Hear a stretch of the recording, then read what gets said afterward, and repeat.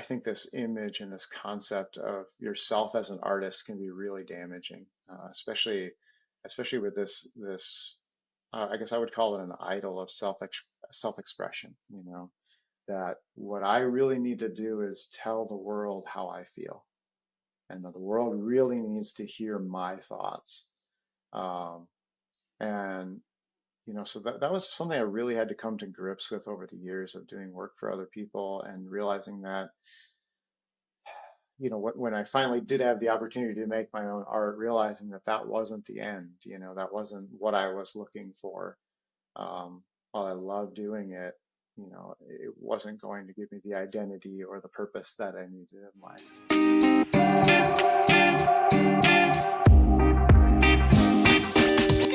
Forrest, welcome to Faith Forms. Yeah, glad to be here.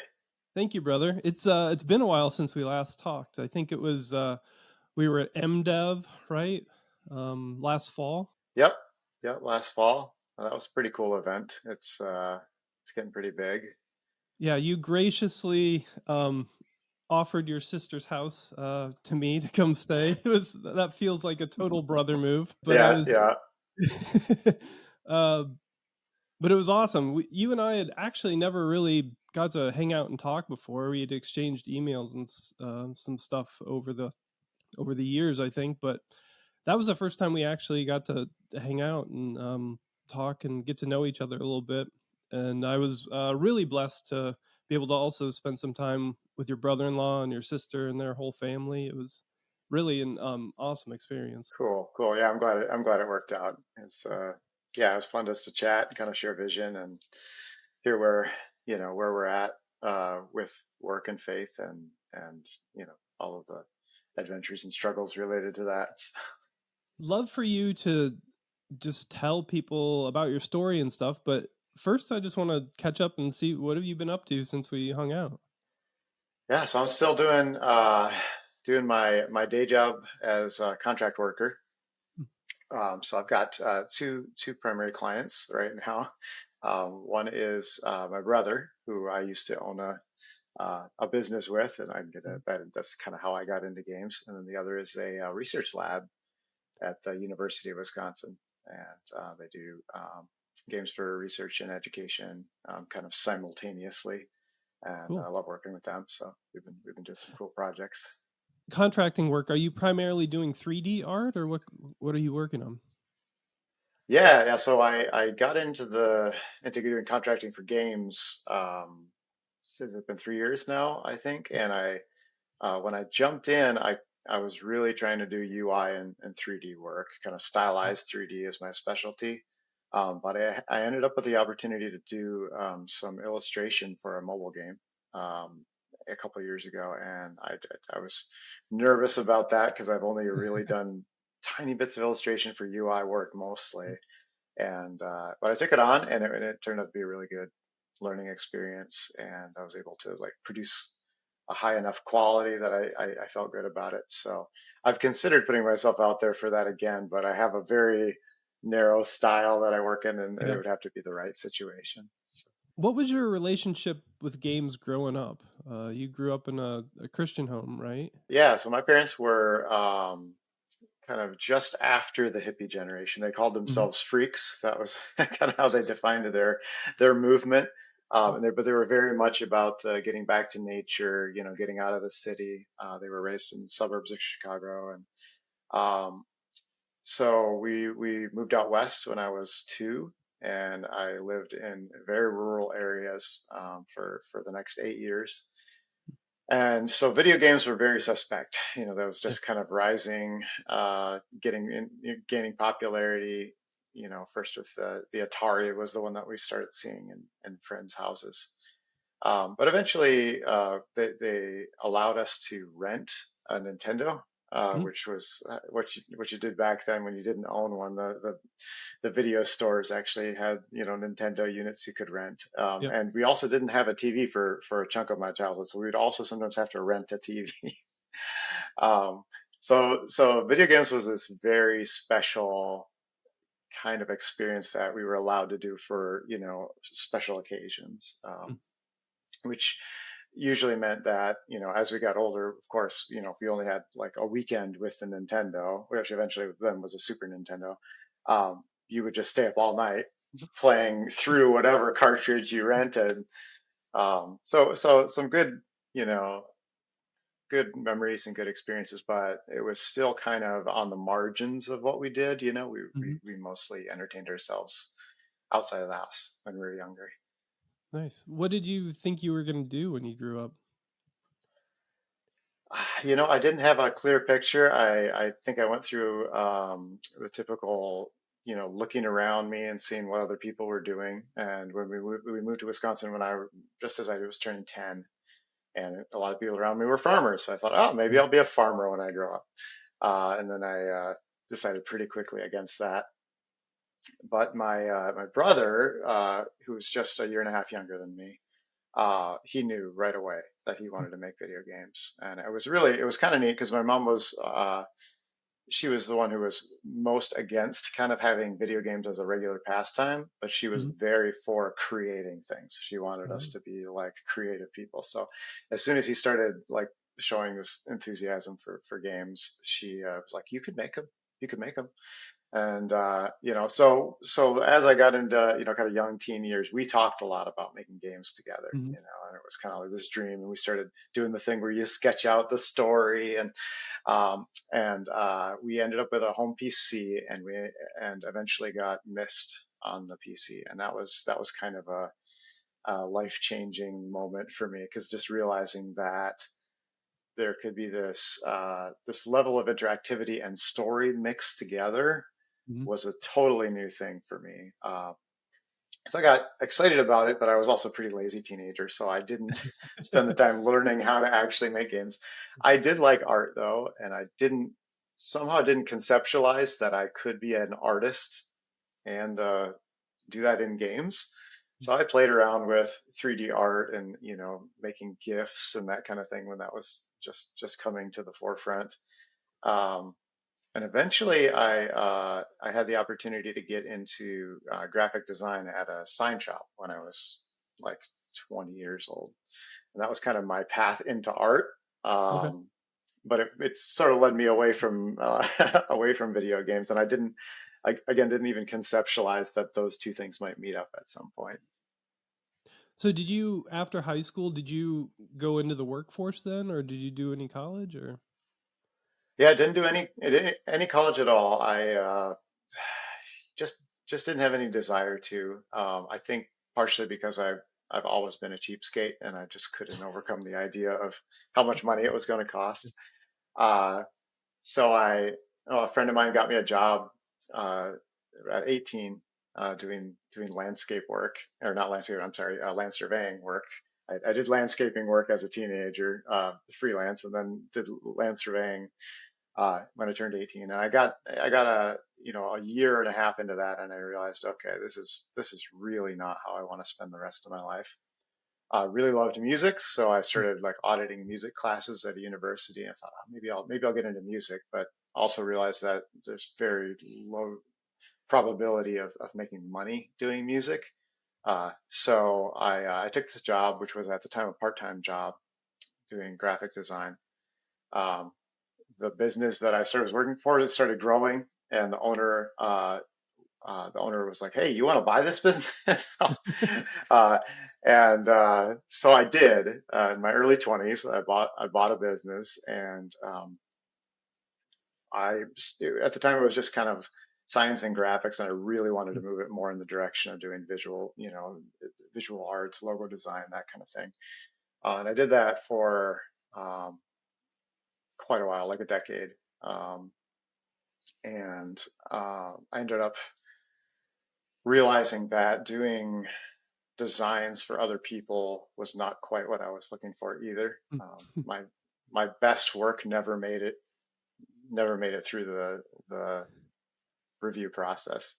It Yeah. was it was always the subpar version that made it out there. And I was a little caught up at the time, I think, also just kind of self-expression. I was being, just wanted to get my ideas and my art and my work out there. And it was a little bit self-focused, I would say. So I was kind of Mhm. making myself more miserable than I needed to be. But I thought maybe it would be music, maybe it would be art. So I actually ended up quitting the. I sold the sign business, kind of for a pitifully small profit, and ended up trying to make music, make a go of being a musician. I did that for less than a year. Learned a lot about audio, a lot about recording, and kind of hit a pretty hard wall, realizing that I didn't quite have the musical ability that I felt I needed to go that route. Um, and the combination of just the chances of success with the realization that I needed to spend a few more years working on my musical ability was just too much. Totally. So you're on this winding path, but your brother Aaron is just kind of laser focused. Is that what it sounds like?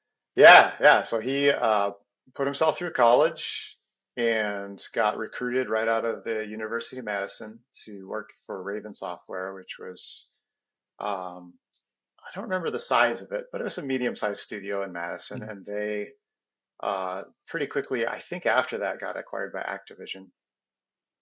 And so he uh, he started out working on kind of their own IP, which was he found really interesting and engaging. Kind of got to own pieces of the game. And then Raven turned into a Call of Duty studio, so there was just much less in the way of creativity and kind of grinding out the next Call of Duty. And so he was about 7 years in when he realized that he was hoping for something a little different in his line of work as well. He was hoping to make creative steps. And so at that time, I had sold my sign business. I had taken a few odd jobs and ended up doing website design. So I was doing freelancing again, but this was, for websites, doing WordPress stuff, and then of course all the graphic design. From what I've gathered from our time together, you guys have a pretty close family. Were you still pretty close to Aaron during that whole time, and or was he pretty heads down at Raven working? Yeah, we were, always doing family stuff. Madison's only about an hour and a half from where I am here, so we would do, all the holidays together, and um, we got a lot of time to talk about the different projects that we were involved in. Um, so he got to that point about, like I say, about 7 years into working at a AAA studio, and I was doing websites, which just felt like a kind of a failure because it was a return to doing other people's art for, and kind of again watching my best ideas never make it through the review process. Um, and he said, "Hey, this indie thing is starting to take off for games. You want to give it a try?" And we had always talked about making a game together. And at this point, I realized I did actually have some useful skills that I could apply to video games. And I hadn't really been playing a lot of games since I was a teenager, but the mobile gaming thing was coming up, and I was starting to see the potential there. Um, so yeah, that's kind of simultaneous with the App Store starting to explode. So Mm-hmm. we um, so we decided to keep our day jobs for a year and make a game, and we did that. It turned out really better than I thought it would. It was this mobile music making app. It wasn't so much a Mm-hmm. game as it was a toy for kind of young children to make music with, and it didn't sell really well. We didn't know a whole lot about marketing and monetization in the mobile space. But Apple really liked it and they featured it, and we got a ton of great reviews. And we just felt like, okay, we can do this. Between the two of us, we make Nice. a good team. So the next step was we talked about just diving in, quitting our jobs and going for it.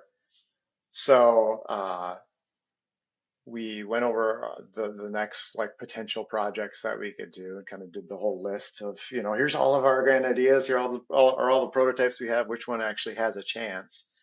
and a game called I think it may have even been called Race the Sun early on in the prototyping process, rose to the top, and we decided to do that, convinced that it was going to be a 6 month project. And again, I think we were still young enough in doing the whole process to think that a 6 month game Mhm. could happen. Do you remember what the inspiration for that was? Yeah, it's really my brother was just thinking of this idea of going really fast, Mm. just how fun it is to go really fast.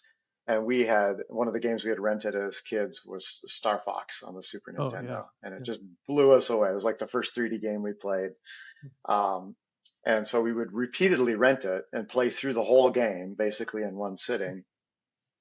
Um, and so it was kind of that idea that what if it was even faster? And we Yeah. hadn't really played any of the arcade games that were in this genre of just, go fast, avoid things. But that was the prototype. It was just a triangle flying through a bunch of cubes, and it was immediately fun. So, then I can't remember at what point the idea of like making it flying into the sunset came, but it was such a just Mhm. kind of an iconic scene, flying Yeah. towards the sunset. So that happened, and then from there came the idea of, oh, what if you're solar powered and the shadows are also this thing to avoid that might slow you down or kill you, and the sun is setting, and the whole idea came together pretty quickly. Cool. And it had a bunch of success too, right? Yeah, it took a while to get there because our personal budgeting was for 6 months, Yeah. and so we were approaching a year later and running out of money, and the game was not finding the traction that we'd hoped it would. We just realized from what we knew enough to know that we were probably not going to have a hit if we released it. So Mm. we prepped for this Kickstarter and got about halfway through the Kickstarter and just realized that the Kickstarter itself was going to fail. And so we took a hard look at the game. I was very new to 3D art, and I had didn't have a real clear direction for the game, kind of throwing things in there. So it was ugly. Um, and we just realized we had this massive content bottleneck where we weren't going to be able to produce enough content to make the game interesting. And so over the course of a week, um, I redid all of the art in the game, and my Oh wow. brother created a procedural generation system that would allow us to quickly create content and generate it, kind of get it into the game in interesting ways. And so just worked our brains out for basically, 2 weeks during the Kickstarter, and kind of relaunched the Kickstarter midstream, and it just barely squeaked by and made the money, which was a tiny amount of money in the grand scheme of things, but it was enough to keep us alive. And the Kickstarter itself generated a lot of buzz amongst kind of this, newish indie games community. Mhm. So that was exciting and got us on people's radar we wouldn't have been on otherwise. So for the first year, the levels were all hand designed? Yeah, so initially it was, yeah, we were kind of randomly trying to come up with ways to randomly spawn things in the world. And Mhm. I was just manually making like individual models and placing them in the world. And part of the problem was just like Okay. creating interesting models that you would see for a split second. Mhm. It just had a strange feel to it. And so this was, again, uh, a lot of credit to my brother in coming up with this idea. Well, what if we just went super minimalist, and it, kind of back to the original prototype, just kind of cubes and spheres, and went with that. And I realized if we went that route, I could lean more heavily into like the post process and, Mm. simple colors. And we came up with the idea of starting in black and white and then progressing into more and more color as you get into the game. And so, yeah, so it went from this kind of scattered randomness. And then I guess the big innovation was realizing that we should hand design chunks of the game, and then spawn those whole chunks into the Mm. into the level ahead of you, so that we would always have something interesting, both visually and gameplay wise. And suddenly, the game actually got interesting. So how intimidating was it jumping into 3D for the first time? It's pretty scary. I did a lot of work in vector when I was doing graphic design. So Okay. conceptually, I understood what was going on, just kind of added that third dimension. But I had so many gaps in my knowledge that I didn't understand how shaders worked, Mhm. um, and just the process of figuring out how to take the thing from, oh, it looks this way in Blender, how do I get it into the game? And um, a lot of learning, but it was fun as well because I was making, kind of for the first time, I was making my own thing, Yeah. um, without anybody else's filter going on it, and it was fun to be able to put that in front of people. And it didn't always land, it wasn't Mhm. always the right thing, but I discovered I was able to that my eye for composition that I had developed as a graphic designer translated really well into the 3D space. That I could Mm. look at a scene and even if I couldn't make the individual models look exactly as I had hoped, the scene itself could come together in a way that was pleasing and fun. Mhm. How confident were you that you could just figure it out? Are you that type of person that will just get moving and then figure it out? When it comes to visual stuff, yeah, Yeah. yeah. When it comes to code, I've always been terrified of code, so it's taken me a long time to overcome that.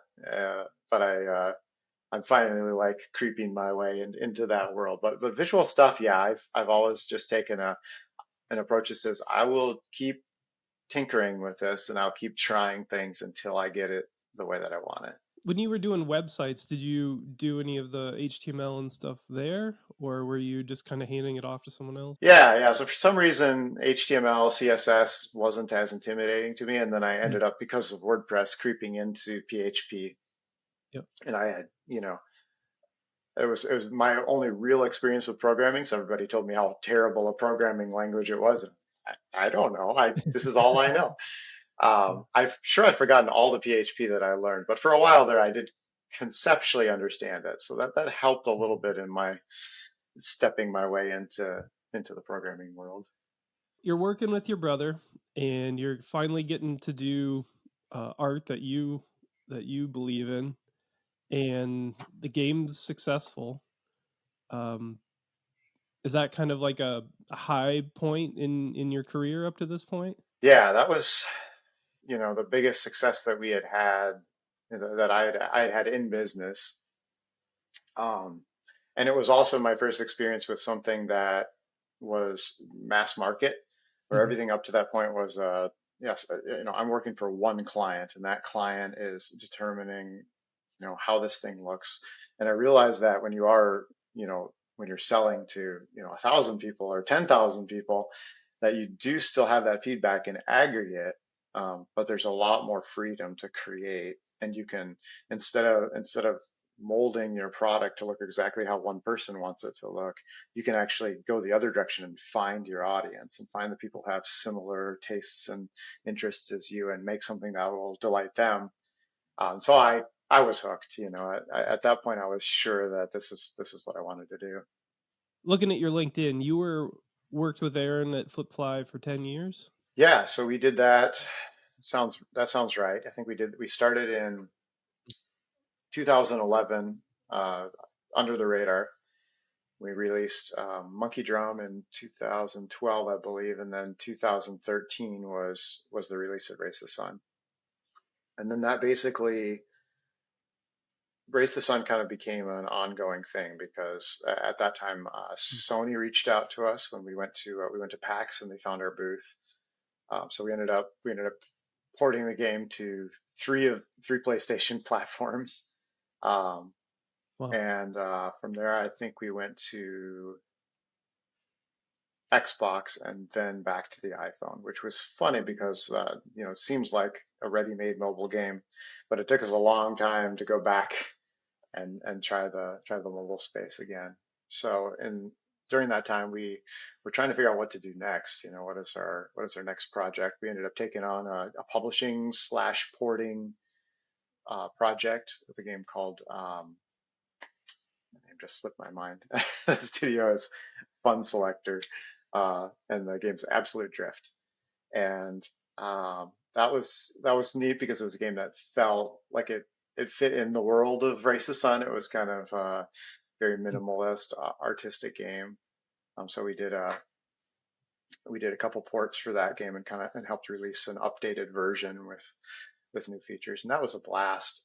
But from that point, it was we really wanted to get into making something original, and we had this idea for a hexagonal puzzle game, which in hindsight was so completely different from everything else that we had done. It was a huge risk that we didn't realize we were taking. For the porting game, Absolute Drift, what did you do on it? Was there art to be done? Yeah, that was an interesting one because the art was mostly finished. So and the developer, the fund selector, is a solo developer. So he had done all the art and programming himself. So I ended up in this role of doing a lot of QA. I did all the marketing materials. I made a trailer, got some fun experience there, but it was yeah, I wasn't getting my hands dirty in the art, which I think probably contributed to this idea of like, we don't want to be a publisher. We want to make our own thing. So the hexagonal puzzle game, are you guys into puzzle games, or what brought that about? Yeah, so it was interesting. I think we had both found, different mobile puzzle games to be really engaging. I thought we wanted to make one, and we had this idea for a world which was low poly and really fit a particular aesthetic, Mhm. um, that I was really excited about because I think because of my work on Race the Sun, just realized that we could make this stylistically something unique. But the game design piece of the piece of the Mhm. puzzle was definitely more complicated, and it took us a long time of a lot of iteration, a ton of prototyping to find something that really worked well. And then in the end, we ended up with a puzzle game that we wanted to set in this 3D world, and we wanted to give you this sense of progression through a 3D world. And looking back on it, like conceptually, it was maybe something along the lines of The Witness, right? Where you have Mhm. a 3D world that is really a 2D puzzle game, but you're playing your way through it. We, of course, didn't have the budget or time to make it this big adventure game. So it ended up being really narrow and in some ways found a maybe a bad balance between those two things. So the puzzle game itself was a lot of fun, but because you were in this world, you felt like you wanted to go and explore and do an adventure kind of thing, and it really was very limited on that front. So it once again like found an audience at Apple. We got featured several times, Wow. but it never took off as a very marketable experience. The people who played it were fairly happy with it, and it was generally well received. But the I think it was just hard to grok from a screenshot or from a video. You Sure. didn't understand exactly what you were getting. Mhm. From a player standpoint, did you lose a bunch of your audience from Race the Sun and find a new audience? Or It seemed like the Race to Sunday audience stuck around, did they? even without a lot of new content. But I don't think there was a lot of crossover. We tried to do cross promotion, and I think it was just so different Yeah. that our Race to Sun audience wasn't very interested in it. So we did bring in a few a few new players from outside, but it never really took off Mhm. in any particular market. Was the puzzle game primarily mobile? We released it on Steam, but it didn't do anything on Steam. It was, very much in that kind of artsy, low poly style that just wasn't doing real well on Steam at the time. What was the best platform for Race the Sun? Oh, that's a good question. It's still going, so Mm. I'm not sure. I'm not sure when all is said and done. I'm guessing that Steam is still probably the top platform. Mobile did really well, even though the price was lower on mobile. And now there's a free version on Android, um, which is up to 10 million downloads. Wow. The free the free version is not like it gets a lot of plays and it's Mhm. highly rated, but it doesn't monetize real well. And um, my brother's done a ton of work just figuring out trying to figure out how to monetize that in a way that retains the structure and Sure. the fun of the game. And it's just something about the way that it's put together makes it difficult to make a lot of money. So the 10 million downloads looks like we should be making a ton of money off of that, but not, it's not so. So now FlippFly is working on Whisker Squadron, right? The next kind of iteration seems like it's even more Star Fox. Yeah, yeah. So they're kind of in that, in the middle there. We released Evergarden that didn't really go anywhere, and we tried a few games that we even announced one, and we had at this time FlippFly had grown to have a couple employees along with my brother and I. And the next game we were working on just didn't seem like it was gonna land to me. And I Hmm. wasn't very excited about working on it. How far And it into it was were you well, it thinking? was again, yeah, it was supposed to be a short project, and as games do, the timeline got extended and got extended, and the concept got bigger and bigger. So I think we were almost a year in on it, Uh-huh. and I just realized I was not excited to keep working on that game, and I did have like along with this whole path of like creating all these other games, I'm like learning how to program a little bit. I'm starting to make prototypes, and I got really deeply involved in the design of a small. We actually in the middle of after we made Evergarden, we made a little puzzle game version of that, which took on a totally new life and had ended up with completely different mechanics. But I got really excited about the design of that, and I realized that I I love designing the games as well, like, and I wanted Mm. to be a part of that.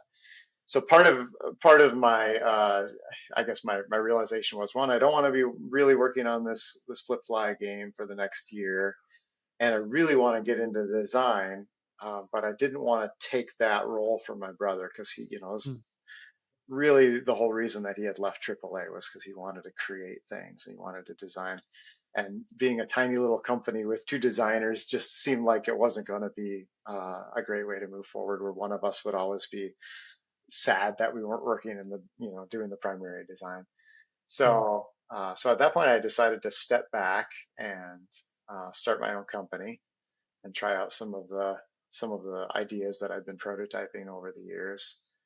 Um, so that was, gosh, end of 2019, end of Okay. 2019. That was that I stepped back. So initially, I was just doing contract work to keep the bills paid, and I wasn't working Hmm. for FlippFly at all. But after a couple of years, my brother started working on Whisker Squadron, which was this, yeah, kind of a building off of the Race the Sun idea, and he needed some art help, so I came back to help out with Whisker Squadron. And we've been working on that for a while together, which has been a blast. How's working with your brother at this point that you've left? In some ways, it's more fun because when we were Yeah. both owners and we had all the financial stuff and the whole future of the company on our shoulders, and we're trying to work that out between us, there's a lot of stress. And we both always committed to the idea of we're brothers first. So Yeah. if the business is never gonna get in the way of that. Um, and so coming back and just being able to help out without the pressure, Mhm. has been a lot of fun. You're also what, a dean in your church? Yeah, so that just happened about a year ago. I accepted an elder position at my church, which Yeah. was a big step. Um, my wife and I were yeah, pretty careful about stepping into that when we were younger. We were both deeply involved with our church, and we spent kind of every time the doors were open, we were there doing something. And yeah, I just had a lot of experiences that made us cautious. Mhm. about diving in too far. We didn't want it to become a thing that hurt our family. We've got 3 kids, and we didn't want to. We didn't want to. Church work can be stressful, Mhm. and we didn't want to give our kids the impression that faith was a thing that brought stress and difficulty into their lives. How does your faith intersect your game work? Yeah, it's interesting. So that's a question I've been asking ever since I got into games, because when I was doing contract work for other people, it really was just about how do I operate in a way that glorifies Christ. How do Mhm. I work hard for my clients? How am I gracious with the people who are not gracious to me? Um, but then when it came to that realization of, oh, there's nobody filtering me. I can make my own thing. I started asking the questions of, yeah, how does faith come into this? Race the Sun just a very mechanical game, and it didn't have much in the way of story. I kind of regret that we didn't hang on, or we weren't able to hang on to it for a couple more months, because there was a developing story for the game, but it made its way in a little bit. In that game, there's a uh, it's an endless runner roguelike kind of thing where you die Mhm. and you restart. And I'm sorry, roguelike fans, it's not a real roguelike. I just called it a roguelike. Um, but but we just realized, in chatting about it, that there's some philosophical ideas there about meaning that are pretty interesting. And so I I wrote the voice of the game, which kind of comes up just in text whenever you crash, or whenever you upgrade, and it taunts you, and it just kind of asks you, why are you doing this, Mhm. and if you play the game, there are some hidden messages as you play through, and some people have discovered them, and basically it's just the same thing, hidden in a few places throughout the Races in the World. It says life has meaning. And for me, as a believer, that's where I wanted to. I realized that it's important to ask the right questions. Sometimes I think we start from this kind of foundation of theology that a lot of us have grown up with as Christians, and we Mhm. just dive into that. We start sharing what we understand as the gospel message, but we're kind of starting sort of on a pile of ideas that it takes sometimes it takes people a long time to get there. And one of the ones that I've been uh, sort of obsessed with thinking about over the years is meaning, because we all operate as if life has meaning, Mhm. um, but uh, the implication that life has meaning should drive us to ask questions about God. But we stop short of that. We just assume that life has meaning. We never ask why. Why does life have meaning? Why do I feel such a sense of purpose, or that I should have a sense of purpose in this life? So for me, that was kind of a seed. I wanted to plant that philosophical idea of, here, we're all running this race. We're all trying to, accomplish this thing, but why? Why are we trying to do that? And the answer I wanted to say was life has meaning, which turned out to be pretty interesting, because there's there's one point in the game where the level, the geometry in the level spells out the words life has meaning. Oh, Um, cool. but it turned out to be a bit of a Rorschach test for people, because if you pause the game right at that moment, you can read it as life has no meaning. Oh, no. Um, and and it's like, you really have to be looking for the word no in there. It's not really there. But as people play the game, like, there are people that paused it and said life has no meaning. Well, that's a pretty dark message that FlippFly is putting out there. And so that opened up some pretty interesting conversations. What has God taught you along this journey? Did you struggle with identity at all at any point through your various jobs? You mentioned that you felt like a failure at one point. Yeah, for sure. I think that idea that you are what you do, Mhm. that your accomplishments define you, is somehow so ingrained in our culture that I picked it up. I Mm. don't think I mean, I really don't think I got that from my parents. I don't think I got it, at least not explicitly from my church, any of the churches we were at. But I was really looking for something to define me. I really was looking for some purpose in my work outside of um, just doing my work and doing well for the glory of God. And I think this image and this concept of yourself as an artist can be really damaging, especially with this. I guess I would call it an idol of Mm. self expression. That what I really need to do is tell the world how I feel, and that the world really needs to hear my thoughts. Um, and so that was something I really had to come to grips with over the years of doing work for other people and realizing that when I finally did have the opportunity to make my own art, realizing that that wasn't the end, that wasn't what I was looking for. Um, while I love doing it, it wasn't going to give me the identity or the purpose that I needed in life. Mm. Yeah, that was a hard lesson for me to learn. I learned both sides of it by having so much success and not being fulfilled, and then also uh, God stripping stuff away at one point and just feeling like a complete failure. There's kind of two sides of that coin that I had to go through for God to really, I feel like, to learn some of those lessons about identity. Yeah, and I mean, to be clear, I'm still learning it. So I went from FlippFly, where I was the art director slash lead artist, doing my own thing, to back to contract work. Once again, I'm making other people's art in other people's ways. Oftentimes, what I think is the best version doesn't make it into the game. Um, Yeah. so, I do feel like this is a lesson that God has had to drive home in my heart. But I keep kind of Mm. coming back to this idol and saying, oh, if only I could, make it as a musician, if only I could make it as a game developer, then people would really appreciate, this stuff, and then that would give me some kind of purpose and fill me up some way. And in my mind, I know it's a lie, but I still struggle with it.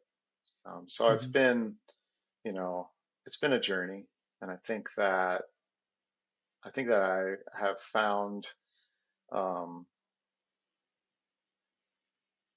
I don't know, I found a lot of joy in doing work for other people that I didn't know I could have. And along the way, like doing types of work that I didn't think were fulfilling, and realizing that if I did think of them as a place where God had put me sovereignly. That there's a Mhm. moment here that I've been prepared for. Um, that shift in mindset uh, could really open up my eyes, and I've been able to serve other people in a way that I believe glorifies God much much better when I have that mindset. Mm. Where do you hope your career will go?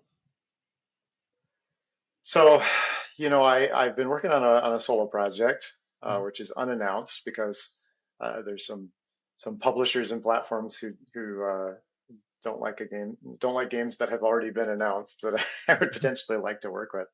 So I would love to be designing my own games, and my dream is to fall into this place where I could be doing art direction and design and handing off the coding work to people who actually know what they're doing. Um, and I have lots of game ideas that land in this spot where I think that they're helping people ask the right questions. Mm. They're helping people get into a brain space where we can actually confront some of the deeper questions. And one of the funny things for me is that, like, this game I'm working on right now is a comedy game, and I don't think of myself as a very funny person, but I love funny games, and I love comedy. I love especially like physical comedy in games, and one of the things that I have realized is that comedy uh, is a way that it's kind of an open door, to people, where you can you can open up and help people ask really deeply philosophical questions if you say it in the form of a joke. Hmm. Um, and so that's so I also feel that games are like they're games can be really good at comedy. As you know, there's just lots of different ways that the format of games works and jives really well with funny situations. Hmm. Um, so yeah, so that's what I would love to do. I'd love to be making funny games that help people to ask the big questions. So what's God teaching you specifically now in this season? Like, is it if one thing I've been thinking a lot about is just seasons, and God's been impressing upon me about like He uses a season to prepare you for the next season, sort of thing. So, what's God doing now in your life? Yeah, so apart from the, continually reminding me that my my idol of self-expression needs to die, um, he's teaching me a lot about trust. Hmm. This, being a contract worker, even if you're, like you've got great clients and you're being well paid, is still scary. Lining things up can be hard, and then working with bigger corporations or institutions, sometimes it takes a long time to get paid. And it's been really amazing to look at our budget and go, oh, we're not going to be able to make it, and then just see God come through in really unusual ways, and have him just remind us that he's still working, he's still taking care of us. But it's also a reminder that I can't go into this for for fortune either. The Hmm. games is that's sort of the carrot that's held out in front of a lot of a lot of indie game devs, right? So look at this game dev who made millions, and I think that I'm learning right now to kind of put that out of my mind, and target a quiet a quiet life that glorifies God, um, and to be satisfied with that as a dream. I'm curious, related to that and the finances. How's your wife with you being in games? Just because it's a hard industry. Yeah, so she's been through a lot. It was the early days of FlippFly. We burned through all our savings, which wasn't a lot at the time. And then we had our first baby, um, just as we were finishing up the second game and going. We dove in with everything, and um, so that was really scary. And then the hours of work that come with that kind of panic of realizing that the money's gone and we need to make it work. So that's a terrible combination, like the stress of running out of money and then also having me work just insane hours. Um, we've had periods of stability, which have been great, and that's kind of worked.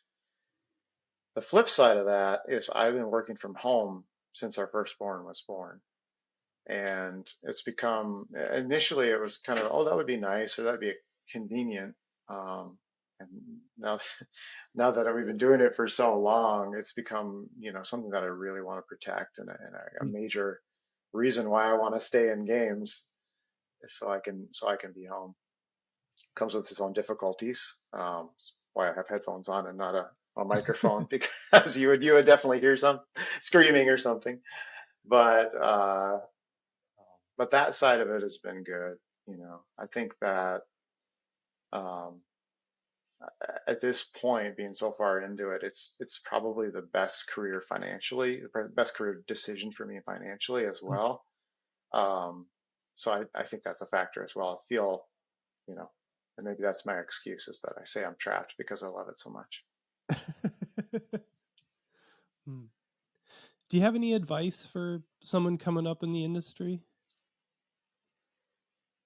Uh, I've always been terrible with this because my path into the industry was so backwards compared to so many. And initially, I was really nervous about that. I said, "Well, I didn't go to a university. I was a self-taught graphic designer who now makes games full time." I think I feel a lot more confident now that the whole structure of education is changing. Hmm. Um, so yeah, so one thing I would say is don't believe the doom and gloom. Like, for as long as I've been in games, I think it's coming up on 15 years now. Um, the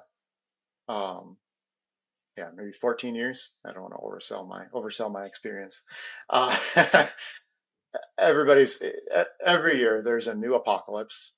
Something's going to destroy the gaming industry, and what do you know? The next year the gaming industry is still growing and it's still huge. And so I would say don't believe the doom and gloom. Don't think that just because somebody on Twitter or somebody on a blog said that there's not going to be anybody making games in 2 years, that's really what's going to happen.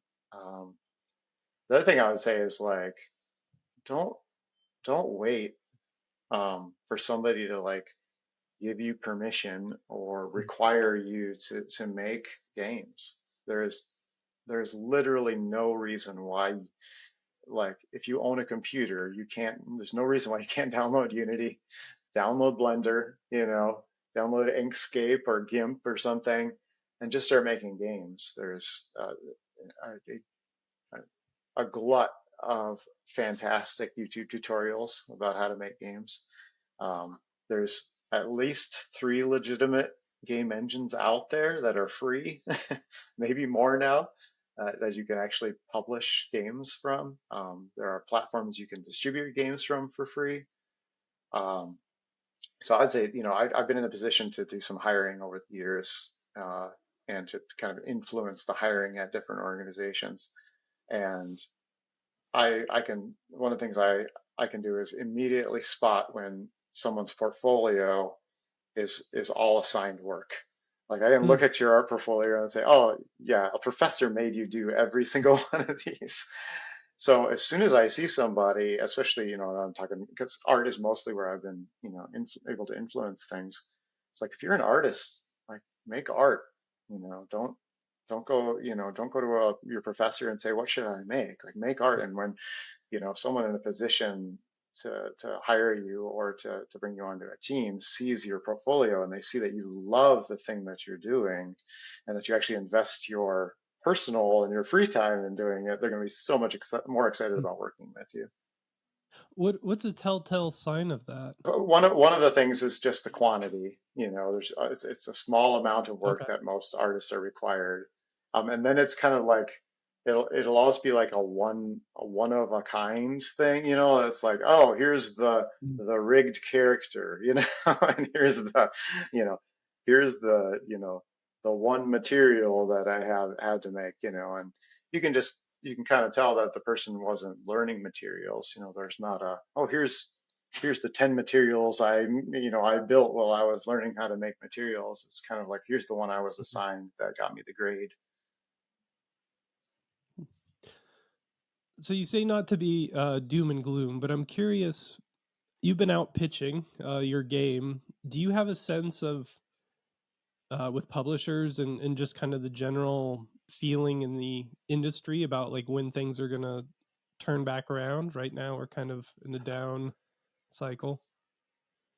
Yeah, I've been trying to figure that out, and to be honest, like I haven't worked as hard as I could have with the pitching, and part of that is the elder thing. It was guess an eyes wide open choice to realize that between my contract work and being an elder and family, that the personal project was going to suffer a little bit.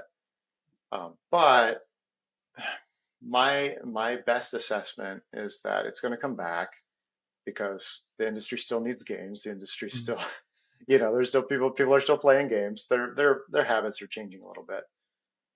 But my best guess at this moment, from what I've heard anyway, is that there's not a lot on people's 2025 portfolios. Okay. So at some point, the publishers and the investors are going to realize that they're not going to have a business if they don't start signing games for that time period.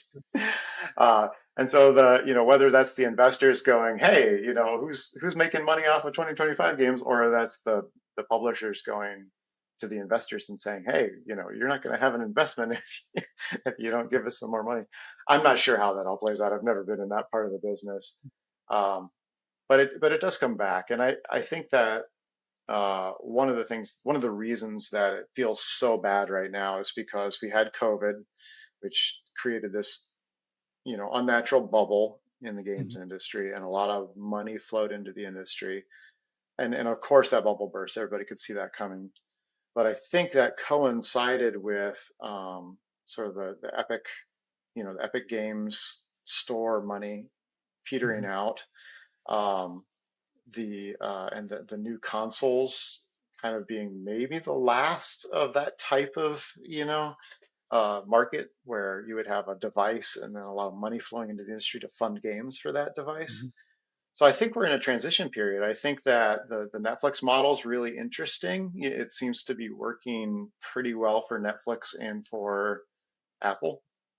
Um, and I've seen the consoles go that direction as well. So it might just take a little bit of time for all of